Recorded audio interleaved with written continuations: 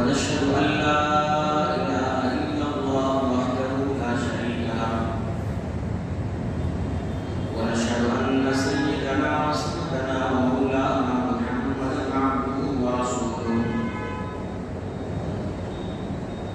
أما بعد فأعوذ بالله من الشيطان الرجيم بسم الله الرحمن الرحيم والذين يكنزون الذهب والفضة ولا ينفقونها في سبيل الله فبشرهم بعذاب أليم يوم يحمى عليها في نار جهنم فتكوى بها جباههم وجنوبهم وظهورهم هذا ما كنزتم لأنفسكم فذوقوا ما كنتم تكنزون صدق الله العظيم. وقال النبي صلى الله عليه وسلم عن ابن عمر رضي الله عنه قال قال رسول الله صلى الله عليه وسلم بني الإسلام على خمس شهادة أن لا إله إلا الله وأن محمدا رسول الله وإقام الصلاة وإيتاء الزكاة والحج وصوم رمضان. وقال النبي صلى الله عليه وسلم إذا أديت زكاة مالك فقد رضيت على ما عليك فيه. وقال النبي صلى الله عليه وسلم إذا أديت زكاة مالك فقد أذهبت عنك شره أو كما قال عليه الصلاة والسلام. محترم حضرات،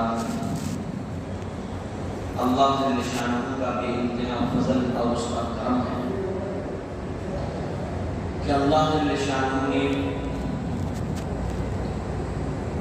ہمیں بڑا مقدس مہینہ عطا کیا ہے اور اس کے اندر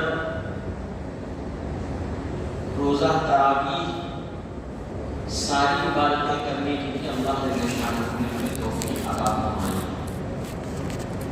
ایک طرف تو اس مہینے کا مقدس مہینہ ہونا اور دوسری طرف اس ماہ مقدس میں ماہ جمعہ یوم جمعہ کا ہمیں ملنا، یہ اور بڑی خوش نصیبی کی بات ہے جو ہمیں اللہ جل شانہ کی طرف سے ایک بڑا انعام ملا.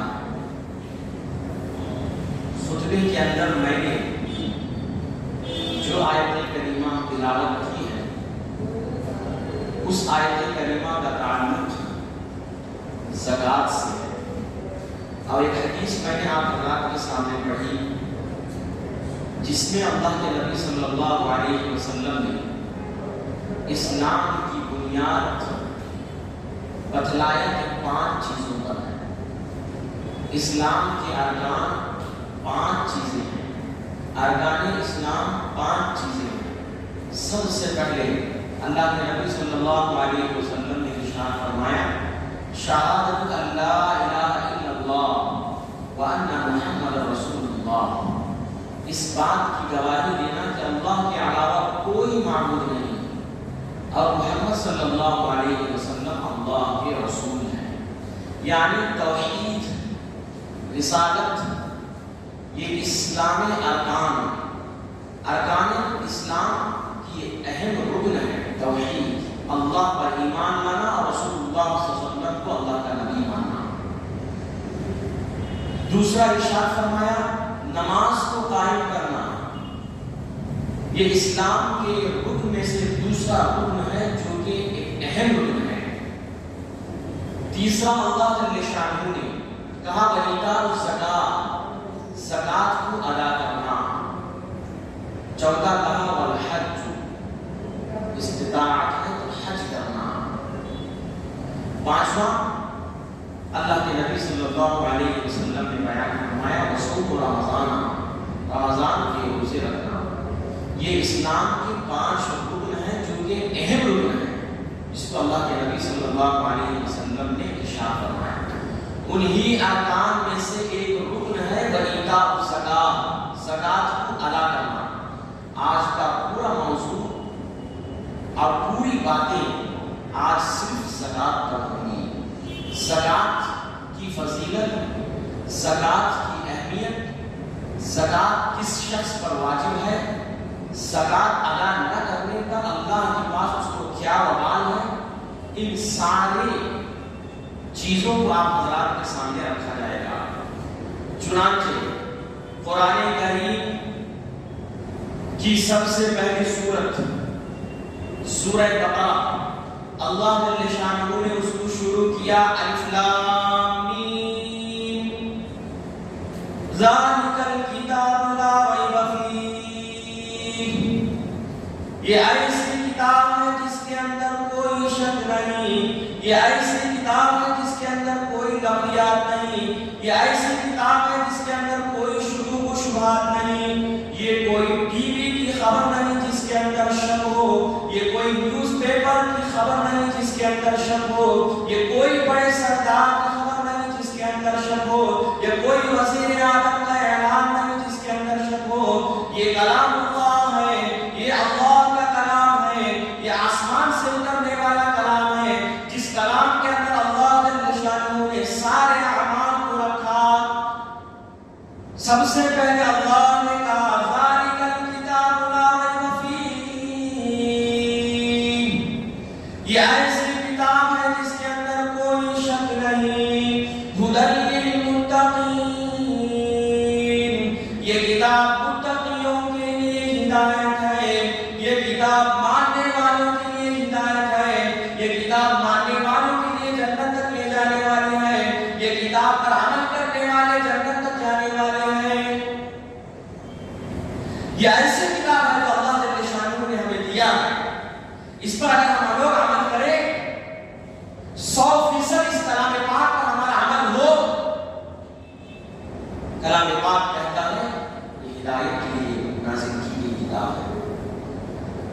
چنانچہ آگے ارشاد فرمایا الذین یؤمنون بالغیب ویقیمون الصلاۃ ومما رزقناہم ينفقون،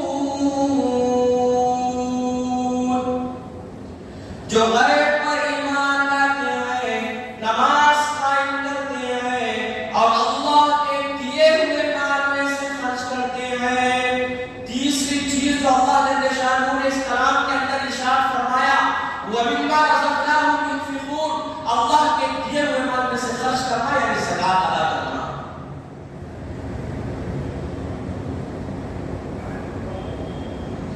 زکات یہ اللہ کا حکم ہے، زکات یہ اللہ تعالیٰ نے ہمیں کہا ہے کہ اپنے دیے ہوئے میں جو مال آپ کو دیا ہوں اس میں سے زکات تم کو ادا کرنا فرض ہے۔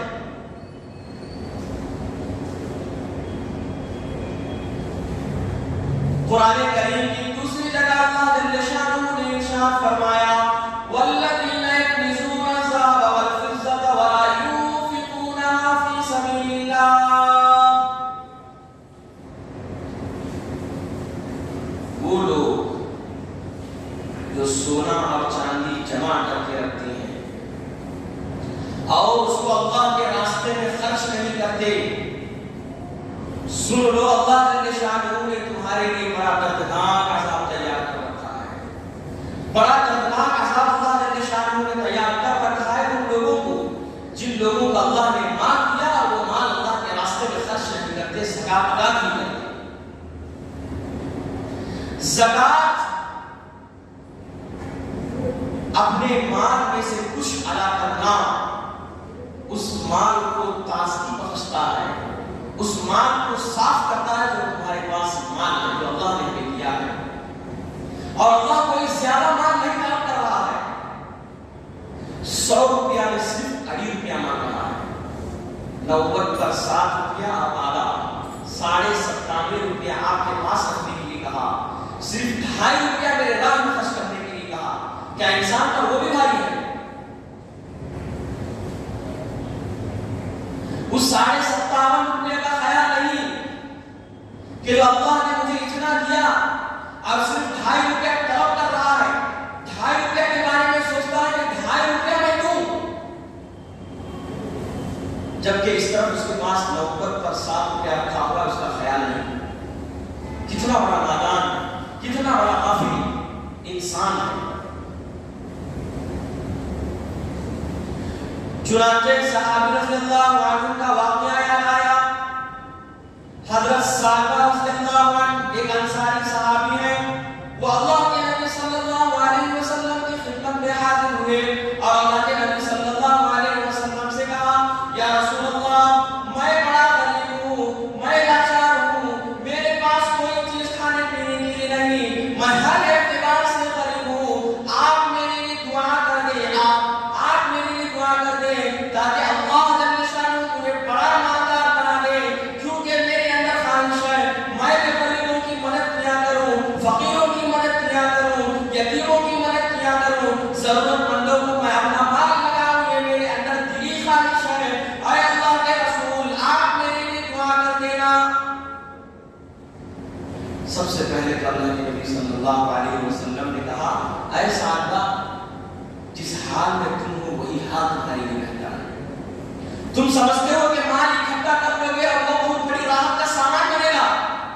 تم یہ سمجھتے ہو کہ مال زیادہ رہے گا تو مجھے خوشیاں ملے گی. تم یہ سمجھتے ہو کہ مال میرے پاس زیادہ رہے گا تو مجھے بہت آرام ملے گا. نہیں، مال جتنا کم ہوگا اللہ کے پاس حساب میں اتنا کم ہوگا اور اللہ کے پاس اس کی راحت اور سکون کا سامان بنے گا. تم جس حال میں ہو وہی حال تمہارے لیے بہتر ہے. بعض مفسرین نے کہا، اللہ کے نبی صلی اللہ علیہ وسلم نے تو سب سے پہلے ان کو یہ کہا کہ تم چوتھا تک سبحان اللہ والحمدللہ ولا الہ الا اللہ واللہ اکبر ولا حول ولا قوت الا باللہ العلی العظیم پڑھتے رہا کرو. تمہیں اس کے پڑھنے سے ضرورت مندوں کو دینے میں جو ثواب ہے اتنا ثواب اللہ جل شانہ عطا کرے گا. فقیروں کو دینے میں جتنا ثواب ہے اتنا ثواب عطا کرے گا. وہ صحابی انصاری صحابی رضی اللہ عنہ نے سنا، پھر کہا، اللہ کے رسول، نہیں، آپ میرے لیے دعا کر ہی دیجیے تاکہ میں مالدار بن جاؤں. اللہ کے نبی صلی اللہ علیہ وسلم نے دعا کیا. مانگنے والا، دعا کرنے والا رحمت للعالمین ہے اور دینے والا خدا ہے. کیا اللہ کے نبی صلی اللہ علیہ وسلم کی دعا کو اللہ اس کو عطا نہیں کرے گا؟ ضرور عطا کرے گا. چنانچہ اس صحابی کے بارے میں آتا ہے کہ اس صحابی کے پاس صرف 2 بکریاں تھیں، صرف 2 بکریاں تھیں. لیکن جب اللہ جل شانہ نے اس صحابی کے لیے، اللہ کے نبی صلی اللہ علیہ وسلم نے اس صحابی کے لیے دعا کیا تو اللہ جل شانہ نے ان کی مان اتنی برکت عطا کی، اتنی برکت عطا کی، اتنی برکت عطا کی کہ اس 2 بکریوں سے ہزاروں بکریاں پیدا ہو گئیں. یہاں تک کہ مفسرین کرام نے لکھا ہے کہ اتنی بکریاں، اتنی ڈھیر ساری بکریاں ان کے پاس ہو گئیں کہ مدینے کے اندر اس بکریوں کے رکھنے کے لیے جگہ نہیں تھی. اتنی بکریاں اللہ جل شانہ نے ان کا عطا کر دیا. یہاں تک کہ وہ صحابی حضرت سالبہ رضی اللہ عنہ کے انصاری صحابی ہیں، ان کو مدینہ چھوڑ کر جانا پڑا دوسری جگہ پہ، تھوڑے کشادہ جگہ میں اپنی بکریوں کو پالنے کے لیے.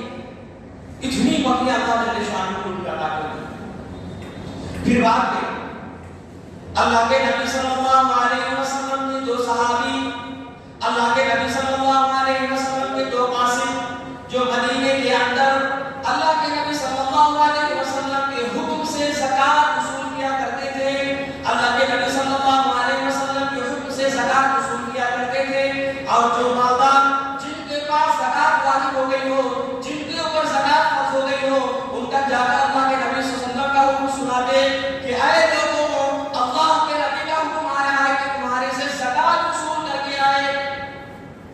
چنانچہ 2 صحابی حضرت سالبہ رضی اللہ عنہ کے پاس گئے اور جا کر کہا، اے سالبہ، جو اللہ جل شانہ نے تمہیں مال عطا کیا ہے، جو بکریاں عطا کی ہے، ہمیں رسول اللہ صلی اللہ علیہ وسلم کا یہ حکم ہے آپ کے پاس جا کر ان مالوں میں سے زکات وصول کیا جائے. تو وہ صحابی رضی اللہ عنہ نے کہا، اے لوگوں، تمہیں اتنا جلدی اس کی فکر ہو گئی؟ ابھی اللہ نے مجھے مال دیا ہی نہیں، ابھی دیا ہی ہے، اتنا جلدی تم پیچھے آ گئے میرے زکات وصول کرنے کے لیے؟ تم لوگ کیسے آ گئے؟ جاؤ بعد میں آنا. میں سوچتا ہوں اور فکر کرتا ہوں. یہ کہہ کر وہ صحابی نے اللہ کے نبی صلی اللہ علیہ وسلم کے قاصد کو بھیج دیا.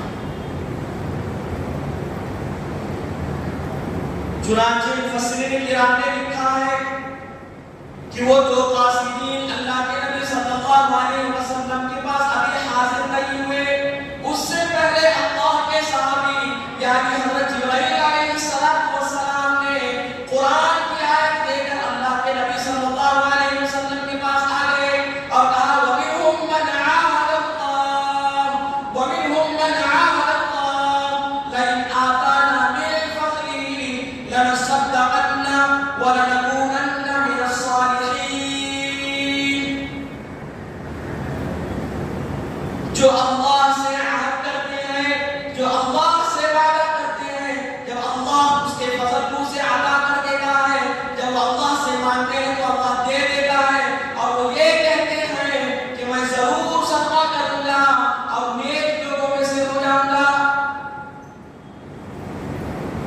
مالدار ہونے سے پہلے یہ صحابی اللہ کے رسول صلی اللہ علیہ وسلم کے پاس کیا کہا تھا کہ اللہ کے نبی مجھے خواہش ہے کہ اللہ مجھے مال دے گا تو میں ضرورت مندوں کو دوں گا، غریبوں کو کھلاؤں گا، محتاجوں احتیاجی والوں کے احتیاج کو پورا کروں گا، ضرورت مند لوگوں تک اس مال کو پہنچاؤں گا، یہ میری خواہش ہے، اسی لیے میں مالداری چاہتا ہوں، مال کرتا ہوں۔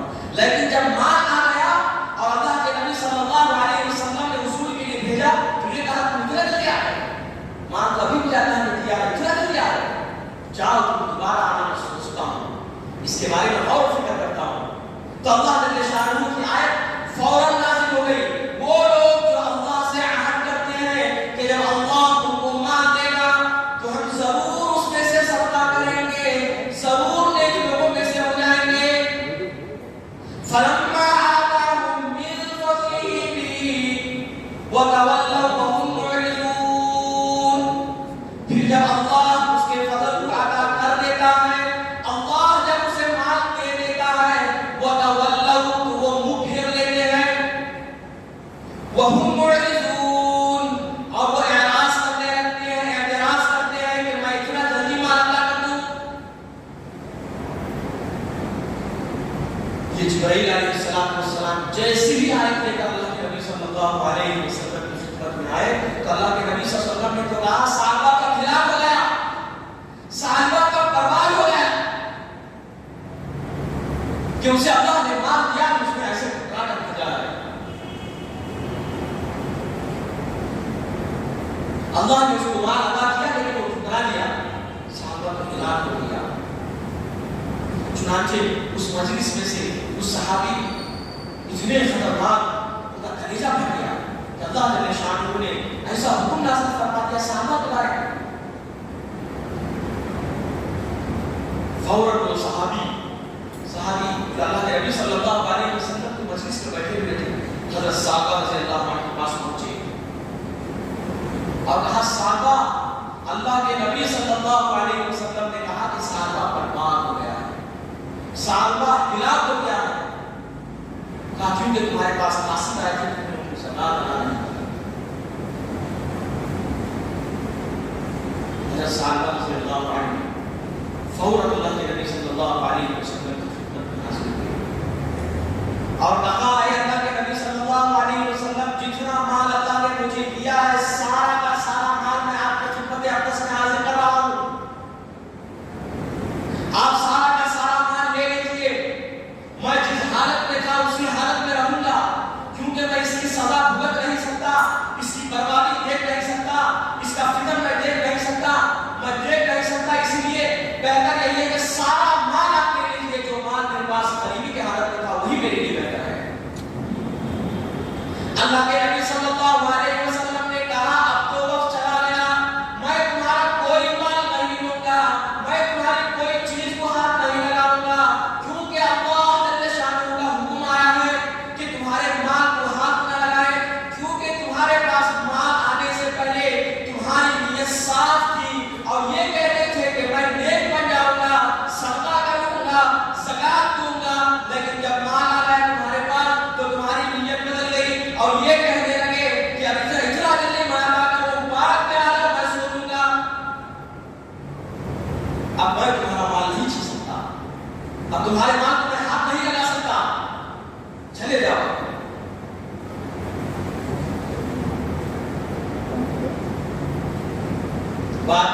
صادق رضی اللہ عنہ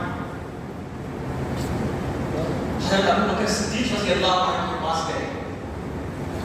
کہا اے صدیق اکبر اس مال کو تم لے لو. تو صدیق اکبر نے کہا نبی کریم صلی اللہ علیہ وسلم نے جس مال کو ہاتھ نہیں لگایا اس مال کو میں لے کر کیا کروں؟ جس مال کو اللہ کے نبی صلی اللہ علیہ وسلم نے پسند نہیں کیا اس مال کو میں لے کر کیا کروں؟ چنانچہ میں نہیں لے سکتا, چلے جاؤ. پھر حضرت عمر رضی اللہ عنہ کے پاس گئے. کہا کہ اے عمر یہ مال جو میرے پاس ہے سارا کا سارا مال تم لے لو. تو حضرت عمر رضی اللہ عنہ نے یہی جواب دیا کہ جس مال کو خلیفہ اول اور جناب رسول اللہ صلی اللہ علیہ وسلم نے ہاتھ نہیں لگایا میں اس مال کو نہیں لے سکتا.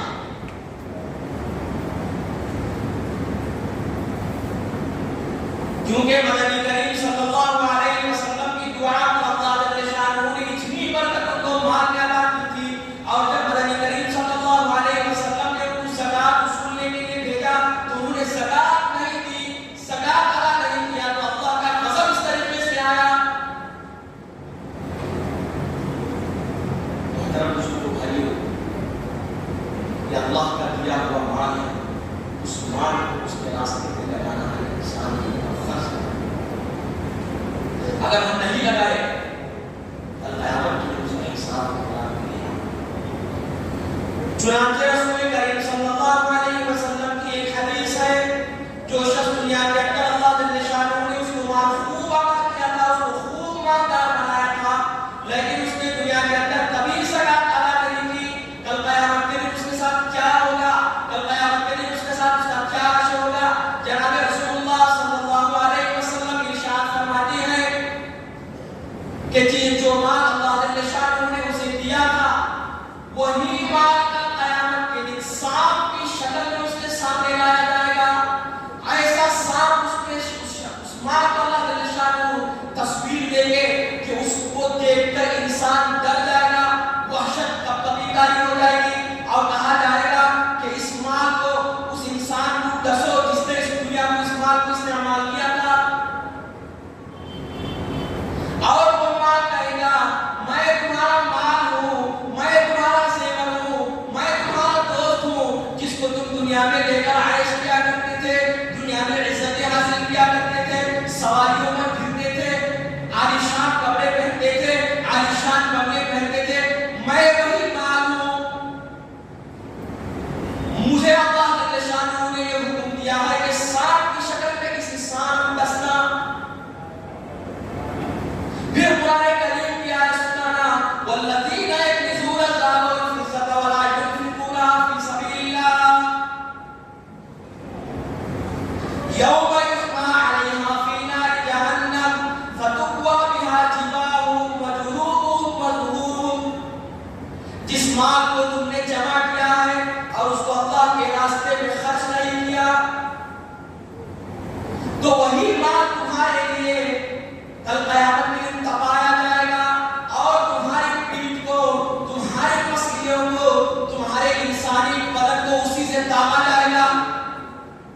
جس مال کو دنیا میں لے کر انسان اپنی شہرت کو حاصل کر رہا ہے, اپنے آپ کو بڑا محسوس کر رہا ہے کہ سب سے بڑا مالدار میں ہوں, سب سے زیادہ مالدار مال میرے پاس ہے. سب کو چاہیے کہ عزت میری کرے, سب انسان کو چاہیے کہ میرا وہ احترام کرے, مجھے سلام کرے.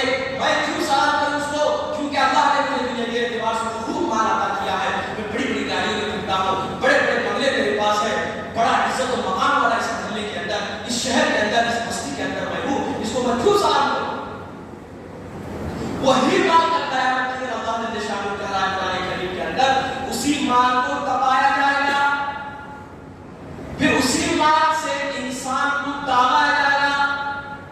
کہا جائے گا والذین یکنزون الذهب والفضة ولا ينفقونها في سبيل الله. یہ وہ مال ہے جس نے تم نے دنیا کے اندر اس کو جمع کیا لیکن اللہ جل شانہ کا حکم کی تعمیل کے لیے تم نے اس میں سے زکات ادا نہیں کی. وہی مال تمہارے لیے دردناک عذاب کا سامان بن جائے گا. وہی مال اللہ کے نبی صلی اللہ علیہ وسلم نے ایک حدیث میں ارشاد فرمایا اذا ادیت زکات مالک فقد قضیت ما علیک فیہ. جب تم زکات ادا کر لیے جب تمہارے مال میں سے تم نے زکات کو ادا کر دیا تو سمجھ لو تم نے وہ کام کر دیا جس پر تمہارا حق تھا. تمہارا حق تھا کہ مال میں سے زکات ادا کروں. تم نے ان مالوں میں سے زکات ادا کر دیا تو تم نے حق ادا کر دیا. دوسری جگہ اللہ کے نبی صلی اللہ علیہ وسلم نے ارشاد فرمایا اذا ادیت زکات مالک فقد اذهبت عنك شرا. جب تم نے زکات کو ادا کر دیا تو اپنے اوپر سے شر ختم کر دیا. یعنی تمہارے اوپر سے شر, مصیبت, پریشانیاں سب ختم ہو گئی جب تم نے زکات ادا کر دیا.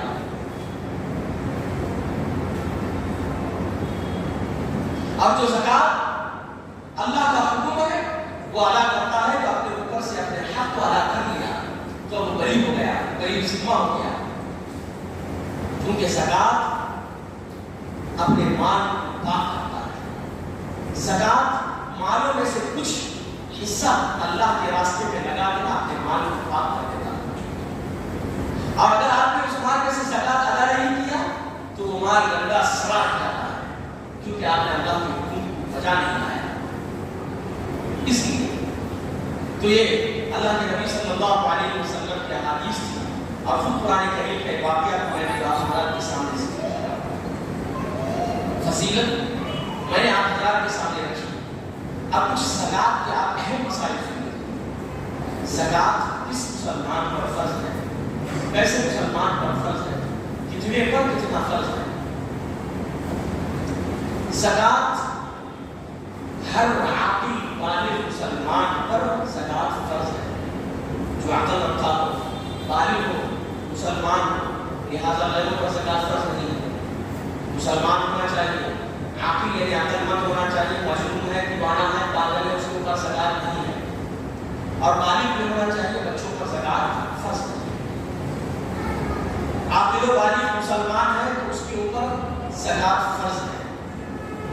اور زکات کے جو اہم اور موٹے موٹے مسائل ہیں وہ آپ سمجھ لیجیے. سب سے پہلے زکات کے جو اہم مسائل ہیں اپنے مال میں سے ادا کرنا. کب؟ جبکہ آپ کے پاس 7.5 تولہ سونا, 7.5 تولہ سونا یا پھر 52.5 تولہ چاندی. 52.5 تولہ چاندی, 52.5 مطلب 50 پر 2 آدھا, 50 پر 2 آدھا تولہ جب آپ کے پاس چاندی ہو یا پھر 7.5 تولہ سونا ہو تو آپ کے اوپر زکات فرض ہو جائے گی. حولان حول اس کے اوپر شرط ہے, سال کا گزرنا ہے اس کے اوپر, سال کا گزرنا بھی شرط ہے. آپ کے پاس جو مال آیا ہے وہ آپ کے پاس آئے ہوئے سال کا ہونا ضروری ہے. چنانچہ اگر اس سے پہلے آیا ہے تو زکات آپ کے اوپر نہیں, سال ہو جانے کے بعد اس کے اوپر آپ کے اوپر زکات فرض ہو جائے گی. لیکن بعضوں کے پاس 7.5 تولہ سونا اور 52.5 تولہ چاندی تو نہیں ہوتا, کچھ کم پر ہوتا ہے. مثال کے طور پر 2 تولہ یا 3 تولہ سونا ہے, 50 پر 2 آدھا چاندی کے بجائے 20, 30, 40 تولہ یا 30 پر 5 تولہ اس طریقے سے چاندی ہے. تو اب شریعت کہتی ہے کہ ان دونوں کو ملایا جائے, اس 3 تولہ یا 2 تولہ سونا کو ملایا جائے اور یہ 20 یا 30 یا 35 تولہ چاندی کو ملایا جائے. جب آپ ان کو ملائیں گے آپ دیکھیں گے بازاری اعتبار سے ان کی رقم کتنی بن رہی ہے. اب اگر 2-3 تولے سونا اور 20-30 تولہ چاندی کو اگر مارکیٹ میں بیچنے جائیں گے تو اس کا ریٹ کتنا ہوگا؟ لامحالہ اس کا ریٹ اتنا ہوگا کہ آپ اس ریٹ کو لے کر 52.5 تولہ چاندی خرید سکتے ہیں, کیونکہ اب چاندی کا ریٹ کم ہے, سونے کا ریٹ زیادہ ہے. مثال کے طور پر 1 تولہ میرے خیال سے 700-800 روپیہ چاندی ہے اور 55,000-60,000 کے آس پاس 1 تولہ سونا ہے. تو لامحالہ ان دونوں مالوں کو جب آپ ملائیں گے, ان دونوں مالوں کو جب آپ ملائیں گے تو اس کی رقم اتنی بنے گی کہ آپ اس سے 52.5 تولہ چاندی خرید سکتے ہیں. تو لہٰذا ایسے شخص پر بھی زکات فرض ہے, ایسے شخص پر بھی زکات فرض ہے. اب لوگ یہ سوال کرتے ہیں کہ سونا چاندی تو ہمارے پاس ہے ہی نہیں, ہمارے گھر والے کے پاس ہے, بیوی کے پاس ہے, تو مسئلہ جس کے پاس ہے اسی کا ہے. اگر آپ کے پاس ہے تو آپ کا ہے, بیوی کے پاس ہے تو بیوی کا ہے. اب بیوی تو کمانے نہیں جاتی, جو مال اس کے پاس ہے ملکیت اس کی ہے, ملکیت تو اس کی ہے، لیکن زکات ادا کرنے کے لیے اس کے پاس رقم نہیں ہے، تو لہٰذا یقینی طور پر اس کی ادائیگی بھی آپ کسی میں آئے گی۔ اب اگر اس کے پاس مال ہو، وہ بھی کماتی ہے، اس کے پاس بھی رقم ہے، تو اب یقینی بات ہے کہ عورت ہی ادا کرے گی جو اس کے پاس مال ہے۔ لیکن جب اس کے پاس مال نہیں ہے، وہ تو بس صرف آپ کی خدمت میں لگی ہوئی ہے، مال تو دیا ہوا اس کی ملکیت میں ہے نصاب کے بقدر، لیکن اب آپ کو یہ کرنا ہے کہ بیوی کی طرف سے بھی آپ آدمی کو ادا کرنا ہے، کیونکہ بیوی کے پاس زکات دینے کے اس کے پاس مال ہے۔ اس لیے یا پھر آپ کے پاس کچھ کیش پیسہ رکھا ہوا ہے، بینکوں کے اندر رکھا ہوا ہے، یا آپ کے پاس کیش رکھا ہوا ہے، جو بھی جس طریقے سے بھی ہو، اب اس کے اوپر بھی سال گزر رہا ہے، تو اس کے اوپر بھی آپ کو زکات ادا کرنا ہے۔ آپ زکات ادا کرنا ہے حساب کر کے کہ کتنا ہو رہا ہے، اس حساب سے آپ حساب زکات ادا کرنا ہے آپ کو کہ مال کتنا ہو رہا ہے اور کتنے مال پر کتنا دینا ہے، یہ ساری چیزیں آپ دیکھ کر اس طریقے سے آپ کو زکات ادا کرنا آپ کے اوپر واجب و فرض ہے۔ اب سامان تجارت آپ کے پاس ہے، تجارت کا سامان ہے، اس کے اوپر بھی آپ حساب لگائیں گے، حساب لگا کر اس کے اوپر بھی زکات آپ کو ادا کرنا فرض ہے۔ اور اسی طریقے سے میں نے اس کے جرابی کے اندر زکات کی آیت آئی تھی، اس وقت میں نے مسئلہ بتایا تھا جس کا ذہن میں لوگوں کو عام طور پر اس کی طرف ذہن نہیں جاتا۔ گھر کے اندر ہم لوگ اتنے سامان رکھ لیتے ہیں، ساری یاد رکھیے جو چیز آپ کے استعمال میں ہے اس کے اوپر زکات نہیں ہے۔ آپ کے پاس 5 کروڑ کا گھر ہے لیکن آپ اس میں رہ رہے ہیں، یعنی وہ آپ کی ضرورت میں ہے، استعمال ہے، مستعمل شدہ ہے، استعمال میں ہے، تو اس کے اوپر زکات فرض نہیں ہے۔ ضرورت سے زائد، ایکسٹرا سے کہتے ہیں، ضرورت سے زائد جو بھی آپ کے پاس ہوگا اس کے اوپر آپ کو زکات ادا کرنا ہے۔ تو لہذا سامان جو آپ کے گھر میں رکھا ہوا ہے، بہت سارے سامان ہمارے گھر میں پڑے ہوئے رہتے ہیں، بھگونے، چمچے، یہ ساری چیزیں جتنی ہیں کچھ تو اس میں استعمال میں ہے، اور کچھ ایسے ہیں جو زائد رکھے ہوئے، پسند آئے تو لے لیے، شاپنگ کرنے گئے تھے، پسند آئے تھے لے لیے، اور وہ سیلف کے اوپر گھر پہ رکھے پڑے ہوئے، اس کے اوپر دھول بھی جم گئے، ایسے سامان بھی گھر میں پڑے رہتے ہیں۔ شریعت کہتی ہے ایسے زائد مال پر بھی زکات ادا کرنا فرض ہے، ایسے زائد مال پر بھی زکات ادا کرنا فرض ہے۔ جو زائد مال آپ کے گھر میں پڑا ہوا ہے، چنانچہ آپ کو حساب لگانا ہوگا، ان بگونوں کا، ان چمچوں کا، اس زائد ساری چیزوں کا آپ کو حساب لگانا ہوگا کہ یہ مال کتنا ہو رہا ہے، اس مال کے اعتبار سے آپ کو زکات ادا کرنا اس کے اوپر فرض ہے۔ اور اسی طریقے سے گھر میں کپڑے رکھے ہوئے ہیں، استعمال میں تو کپڑے 6، 7، 8 جوڑی آ رہے ہیں، لیکن گرنے میں بھرے پڑے ہوئے 20، 25، 30 جوڑی، جس کو ہم نے صرف اپنے خواہشات کے لیے خرید لیا تھا، یہ کپڑا اچھا ہے، اس کو پہنا نہیں، من چاہا لے لیا اور وہ گھر میں پڑا ہوا ہے۔ اسی طریقے سے شریعت کہتی ہے ویسے کپڑوں پر بھی آپ کو حساب و کتاب لگا کر زکات ادا کرنا فرض ہے۔ اور جب تم زکات ادا نہیں کر سکتے ان سب مالوں پر تو خریدتے کیوں ہیں؟ تو ان سارے مالوں پر بھی زکات ادا کرنا واجب اور فرض ہو جاتا ہے۔ اور اسی طریقے سے ہمیں ایک چیز کا اور حکم دیا گیا ہے کہ ان سارے مالوں کا زکات کو ادا کرنا ہی۔ کچھ لوگ کھیتی باڑی کرنے والے رہتے ہیں، کھیتی باڑی کرنے والے رہتے ہیں، اب ان کا کیا مسئلہ ہے، وہ زکات کیسے ادا کریں؟ اب ان کا عشق کا کیا مسئلہ ہے؟ تو حضرات علماء کرام نے اس کا ایک مسئلہ حاصل کیا ہے، وہ اس طریقے سے کہ حضرت مفتی سعید صاحب رحمۃ اللہ علیہ نے اس کی تفصیل سے مثالوں کے ساتھ سمجھایا۔ وہ یہ ہے کہ پہلے سب سے پہلے ملک دیکھا جائے، کچھ ملک ایسے ہیں جہاں اسلامی ملک ہے، اس کا مسئلہ الگ ہے۔ کچھ ملک ایسے ہیں کہ پہلے اسلامی تھے، بعد میں اسلام سے وہ ہٹ گئے ملک، ان ملکوں کا مسئلہ الگ ہے۔ اور کچھ ملک ایسے ہیں کہ وہ پہلے سے اسلامی ملک ہی نہیں تھے، وہ غیروں کے ہی ملک ہیں۔ بہرحال غیروں کے ملک سے لینا دینا نہیں، ہمارے اس ہندوستان کے عشق کی بات کرتے ہیں، یہاں کی کھیتی باڑی کی بات کرتے ہیں۔ تو یہاں کا کیا مسئلہ ہے؟ یہاں کا مسئلہ ہے، حضرت مفتی سعید صاحب رحمۃ اللہ علیہ کتاب میں لکھتے ہیں کہ یہاں کی جو زمین کا مسئلہ ہے وہ اس طریقے سے ہے، یہاں تو پہلے اسلامی حکومت تھی، اب ختم ہو گئی ہے، اب غیروں کی حکومت ہے. اب یہاں گورنمنٹ ٹیکس وصول کر رہی ہے، زمین پر ٹیکس وصول کر رہی ہے. تو ہم مال وہاں دے رہے ہیں 10واں حصہ 20واں حصہ جو بھی ہمارے سے طلب کر رہی ہے گورنمنٹ، وہ ہمیں اس کو ادا کر رہے ہیں. حضرت مفتی صحیح صاحب فرماتے ہیں کہ اب تمہیں رشوت ادا کرنے کی ضرورت نہیں، کیونکہ تم نے جو گورنمنٹ کو ادا کر دیا ہے وہ پھر گورنمنٹ اس کو ضرورت مندوں تک دے رہی ہے. کس حیثیت سے دے رہی ہے، کس شکل میں دے رہی ہے، کس صورت میں دے رہی ہے، جس صورت میں بھی دے لیکن وہ دے رہی ہے. تو اب اس ہندوستان کی زمین پر آپ کو رشوت دینا آپ کے اوپر کوئی ضروری نہیں. البتہ آپ اگر دے رہے ہیں، البتہ اگر آپ دے رہے ہیں تو افضل بہتر ہے، ثواب ہے. دے رہے ہیں آپ، ثواب ملے گا آپ کو. لیکن کیونکہ اصول ہو رہا ہے، ٹیکس اصول ہو رہا ہے، اس اعتبار سے بھی آپ کا عشر وہاں چلا گیا. اس طریقے سے وہ عشر ضرورت مندوں تک پہنچ رہا ہے، چاہے وہ جسے بھی پہنچے ضرورت مندوں تک پہنچ رہا ہے. اس ہندوستان کی زمین کے بارے میں حضرت مفتی صحیح صاحب کا یہ اظہار خیال تھا جو کتاب میں مسئلہ لکھا ہوا تھا. میں نے وہ بھی آپ حضرات کے سامنے بیان کر دیا. تو بہرحال آپ حضرات کے سامنے جو بھی مسائل آئے میں نے بس اہم مسائل آپ حضرات کے سامنے رکھا. اس کے علاوہ بہت سارے زکوٰۃ کے ایسے مسائل ہیں جو انسان کو اس کی ضرورت پڑتی ہے، معلوم کرنا ہوتا ہے، باریک مسائل رہتے ہیں. اب اتنا وقت نہیں کہ ہر مسئلے کو آپ حضرات کے سامنے یہاں بیان کر سکتے، لیکن بعد میں معلوم آپ کر سکتے ہیں. حضرات علماء کرام سے آپ معلوم کر سکتے ہیں.